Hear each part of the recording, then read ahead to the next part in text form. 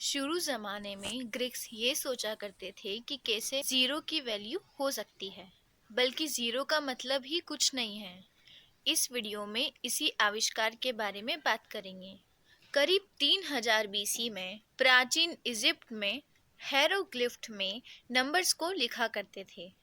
1, 10, 100, 1000, 10,000, 1 लाख और 1 मिलियन के अलग अलग सिंबल्स हुआ करते थे। एग्जाम्पल्स के तौर पर अगर हम देखें तो 112 को इस तरह लिखते। इसके बाद बबलियंस ने सेक्शन डेसिमल सिस्टम इस्तेमाल किया करते थे। ऐसा माना जाता है कि इस सिस्टम को सुमेरियन से लिया गया था और ग्रीक्स के नंबर सिस्टम कुछ इस तरह थे, जो बबलियन न्यूमरल सिस्टम्स को देखकर बनाया गया था और माया सिविलाइजेशन में वी डेसिमल सिस्टम को यूज किया करते थे।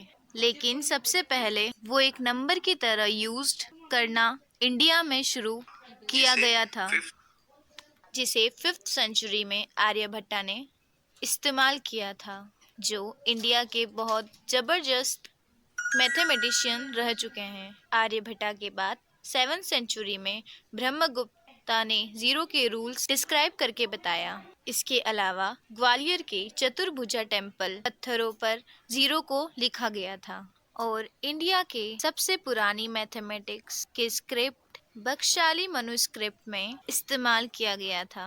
उस टाइम पर ज़ीरो को एक डॉट की तरह इस्तेमाल किया जाता था। इंडिया से ज़ीरो चाइना तक पहुंचा और वहां से मिडिल ईस्ट को पहुंचा। मिडिल ईस्ट के जबरदस्त मैथमेटिशियन अल खोवारिज़मी ने ज़ीरो को डॉट से ओवल शेप में लिखना शुरू किया और अलजेब्रिक इक्वेशन में इस्तेमाल करना शुरू किया। इसीलिए इसे हिंदू अरेबिक न्यूमरल सिस्टम कहा जाता है। करीब 1200 एडी में इटालियन मैथमेटिशियन ज़ीरो को इंट्रोड्यूस कराया। तकरीबन 1000 साल बाद ज़ीरो यूरोप में यूज किया गया। इसकी वजह ये है कि ज़ीरो को यूरोप के क्रिश्चियन रिलीजियन लीडर्स ने अपोज किया। उनका मानना था कि खुदा ही सब कुछ है, अगर कुछ भी नहीं है तो वो शैतान है, जिसका मतलब ज़ीरो है, और ज़ीरो को शैतान मानते थे। लेकिन वहाँ के व्यापारियों ने इसे चोरी से इस्तेमाल करना शुरू किया।